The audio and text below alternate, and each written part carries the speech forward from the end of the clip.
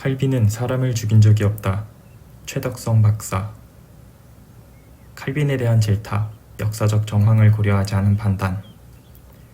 감리교계 한 인터넷 신문에 이단자 세르베투스와 관련하여 종교개혁 신학자 존 칼빈을 폄하하는 글이 게재되고 그 글이 SNS 세상을 돌아다닌다. 신학은 정통, 사역은 밥통이라는 제목의 글에서는 칼빈이 많은 사람을 죽였다고 주장한다. 신성남의 역사 이야기는 편향을 넘어 악의적 왜곡으로 보인다. 사실과 다를 뿐 아니라 교회의 거룩성을 무너뜨리는 맹독을 지닌 터무니없는 내용이다. 명예훼손은 제6계명과 제9계명의 위반이다. 죽은 자는 말이 없지만 그 명예는 산자처럼 보호받아야 할 가치를 지니고 있다. 유튜브 속 칼빈의 만행과 기독교인이 보면 까무러칠 영상이라는 저질 동영상도 사실을 심각하게 호도하고 있다. 칼빈이 58명을 살해했다고 한다. 살인자이며 끔찍한 고문자라고 악평한다. 증거가 확실하지 않은 것을 마치 진귀한 사료를 찾아낸 것처럼 선전한다. 칼빈은 개혁주의 전통을 따르는 정통교회나 장로교회에만 소중한 인물이 아니다. 대부분의 프로테스탄트 교회는 칼빈에게 신세를 지고 있다. 로마 가톨릭, 제세례파, 아르미니우스주의 감정으로 정확한 근거 없이 신학자를 비방하는 것은 기독교인다운 처신이 아니다. 터무니없는 비방이 쏟아질 때는 침묵이나 무대응이 최선의 방도일 때가 있다. 칼빈 생존 시에도 세르베투스와 관련하여 칼빈을 비난하는 자들이 있었다. 카스텔리오와 쿠리오였다. 칼빈은 그들의 비방에 대응하지 않았다. 이단자의 종교의 자유를 옹호하는 이단자와 다름없는 자들의 주장에 대응할 가치를 느끼지 못했기 때문으로 보인다. 칼빈은 사람을 죽인 적이 없다. 제네바시 의회의 요청에 따라 세르베투스 사상의 이단성을 조목조목 지적해준 적은 있다. 세르베투스 사건은 칼빈에 대한 편협하고 속적인 논점 일탈의 오류와 인신공격의 빌미가 되고 있다. 칼빈이 사람을 죽였거나 끔찍한 고문행위를 했다면 범죄자로 기소되어 처형되거나 처벌을 받았을 것이다. 칼빈은 고종명했고 제네바 시내의 프랑팔레 공동묘지에 묻혔다. 아래의 글은 필자의 위대한 이단자들 종교개혁 500주년에 만나다의 칼빈에 관한 글 마지막 부분이다. 칼빈과 세르베투스 사건에 대한 독자 여러분들의 정확한 이해를 돕고자 소개한다. 칼빈과 이단자 세르베투스. 미하일 세르베투스는 로마 가톨릭 교회와 프로테스탄트 교회 양측에게서 이단자로 정죄받고 제네바에서 체포되어 화형당했다. 제네바시에서 전개된 재판 과정에서 칼빈은 세르베투스의 책이 담고 있는 이단 주장 38개를 뽑아 시의회에 넘겨주었다. 고통스러운 화형 대신 고통이 적은 참수형을 권했다. 세르베투스는 스페인 동북부 아라곤 지방 빌라노바에서 태어났다. 칼빈과 동갑내기로 툴루즈에서 법학을 했고 파리에서 의학을 해 의학 박사 학위를 취득했다. 의학 논문을 발표하여 명성을 얻었다. 대학에서는 지리학과 점성술을 강의했다. 세르베투스는 제세례파 출신이다. 유아 세례를 반대했다. 자신이 유아기에 받은 세례에는 아무런 가치가 없었으며 그러므로 다시 세례를 받아야 한다고 했다.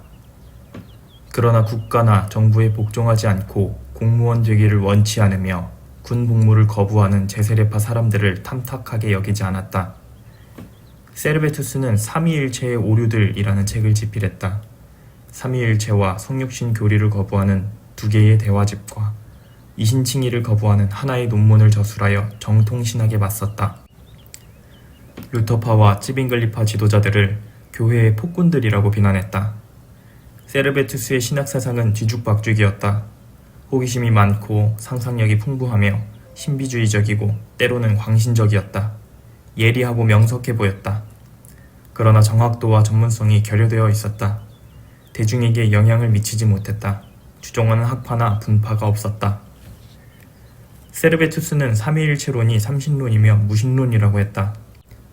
그의 주장에 따르면 새 신을 믿는 것은 사탄의 속임수이다. 머리가 새 딸린 괴물을 믿는 것이기 때문이다. 로고스와 하나님의 아들은 동일하지 않다.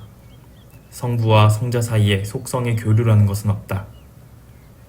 삼위일체를 암시하는 성경 구절들과 세례선언문과 사도적 축복에 나오는 성부, 성자, 성령은 새 위격이 아니라 세 가지 성향이다. 요한복음 1장에 나오는 로고스는 신탁, 곧 하나님의 음성이다. 세르베투스는 의사 시절에는 이사야서에 나오는 하나님의 종을 그리스도가 아니라 하나님의 기름 부음을 받은 고레스 왕으로 해석하는 글을 발표하고 하나님에게 영적인 아내가 있었는가, 성이 있었는가 하는 질문들을 쏟아냈다. 세르베투스는 칼빈에게 여러 차례 편지를 보내 성가신 질문을 했다. 인간 예수는 하나님의 아들인가? 어떻게 그럴 수 있는가? 하나님의 나라는 인간 속에 있는가? 인간은 언제 그곳에 들어가는가? 기독교의 세례는 성찬과 마찬가지로 신앙을 전제로 해야 하는가? 신약 성경의 두 성례는 무슨 목적으로 제정되었는가? 칼빈은 세르베투스에게 몇 차례 답신을 보냈다. 그러나 세르베투스는 30차례에 걸쳐 질문 편지를 성례에 관한 자신의 글을 읽어보라고 하면서 기독교 강요를 읽고서 책에 자기의 비판 메모를 적어 칼빈에게 보냈다. 칼빈은 시간 낭비를 하지 말라고 했다.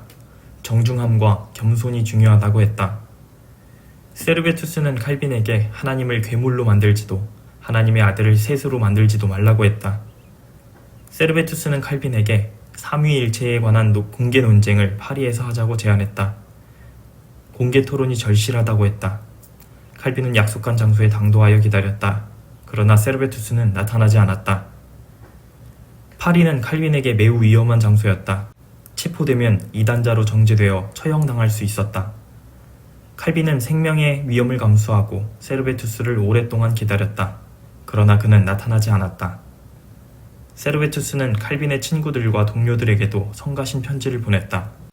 제네바 개혁교회 기독인들이 하나님도 진정한 신앙도 선행도 없는 복음을 가지고 있다고 비난했다. 제네바 교회가 참 하나님 대신 머리가 셋 달린 괴물을 믿고 예배한다고 거칠게 공격했다. 당신들에게 저주가 있을지어다 라는 말로 끝을 맺었다. 세르베투스는 저작물, 편지, 변증문을 모아 기독교 복원이라는 이름의 책을 출간했다.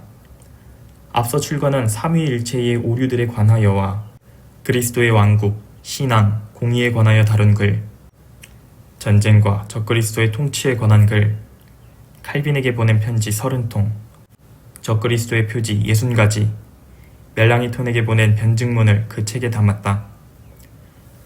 로마의 교황은 7개의 머리와 뿔을 가진 거대한 붉은 용이며 니케아 공의회가 한 분 하나님을 세 부분으로 나누었다고 했다. 자신은 교황뿐 아니라 프로테스탄트들의 폭정을 전복시켜 순수한 기독교 본래의 모습을 복원시키는 소명을 하나님께 받았다고 했다. 자기의 책이 칼빈의 기독교 강요에 맞먹는다고 자찬했다. 프랑스의 리옹을 포함하는 비엔 지역의 로마 가톨릭 교회 추기경은 세르베투스를 체포하라고 명했다.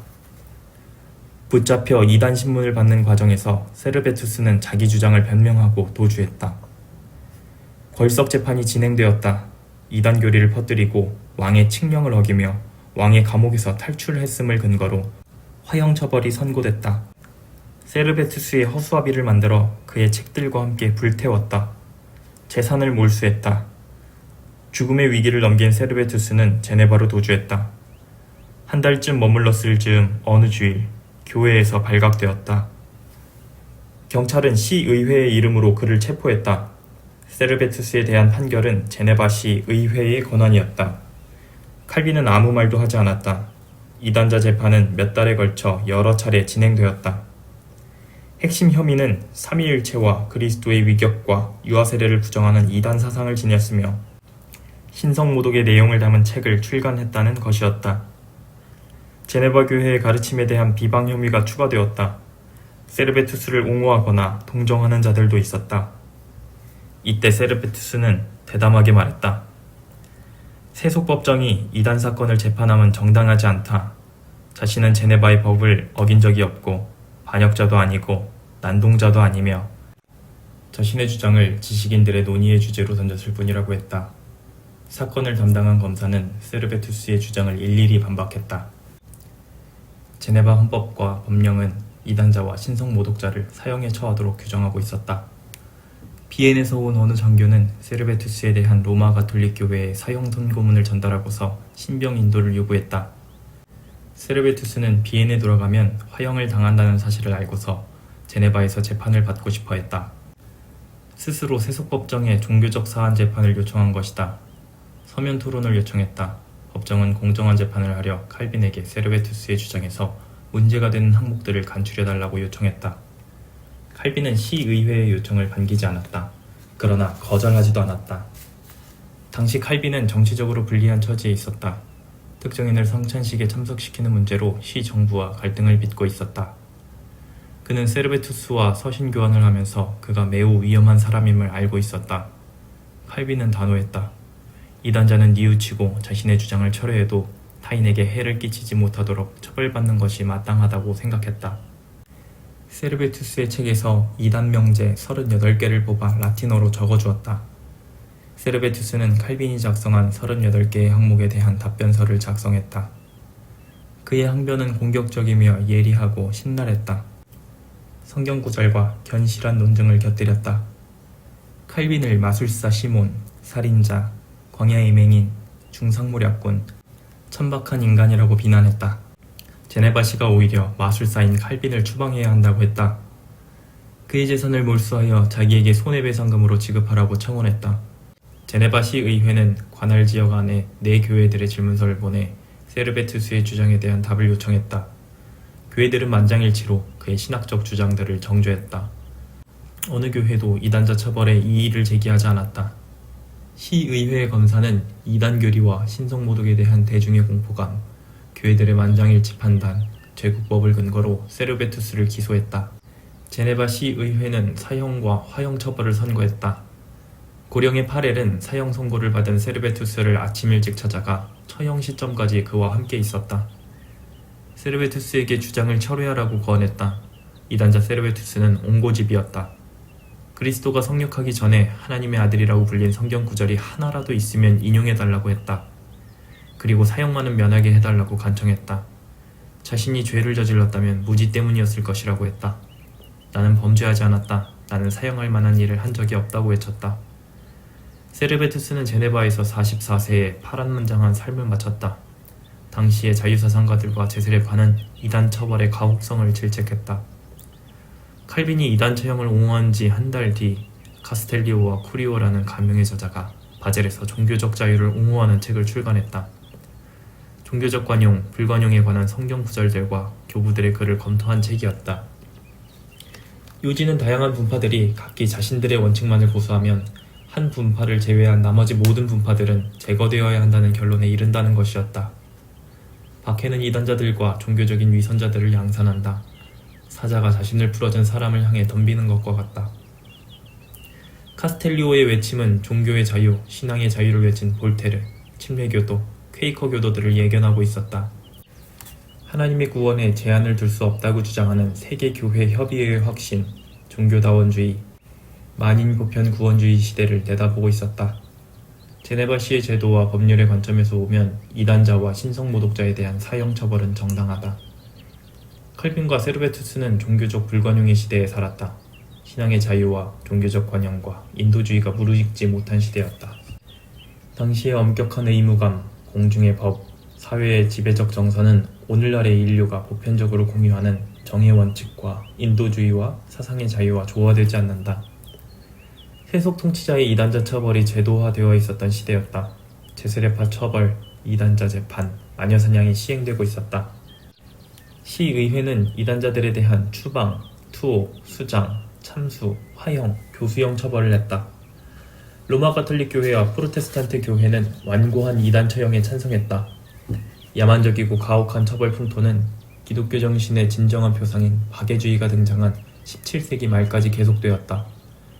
세르베투스에 대한 칼빈의 접근이 정당하다는 평가가 19세기까지도 지배적이었다. 칼빈은 파렐에게 보낸 편지에서 천재적 호풍쟁이 세르베투스가 제네바에 올 경우 그의 안전을 보장하고 싶은 마음이 없다고 했다. 칼빈은 성가시고 골치 아픈 이단자를 용서할 수 없었는가? 원수 사랑의 마음으로 대할 수 없었는가? 조용히 떠나라고 권하거나 시의회에 제네바를 떠나는 정도의 처벌을 하라고 권할 수는 없었는가? 왜 자기 칼에 피를 묻히지 않는 방도를 생각하지 못했을까? 세르베투스는 그가 호소한 대로 제네바에서 난동을 피우지 않았다. 칼빈은 세르베투스 처형에 대한 견해를 바꾸거나 후회하지 않았다. 사건이 종결된 지 9년 뒤 그 사건과 관련하여 자기를 비난하는 말을 듣고서 이단을 엄격하게 처리하지 않으면 그리스도의 교회가 극도의 혼란에 빠질 것이라고 걱정하면서 아래의 글을 남겼다.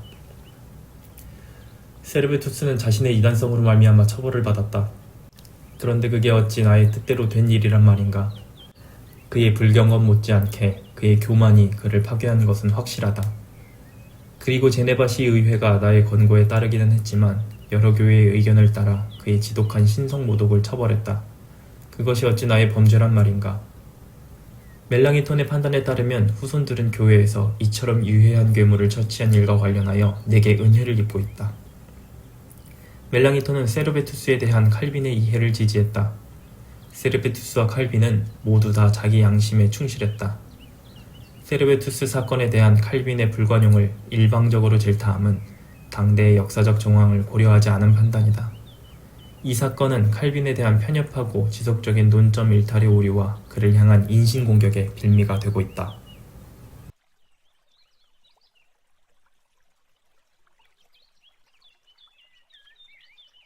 내가 주를 바라오니 성실과 정직으로 나를 보호하소서.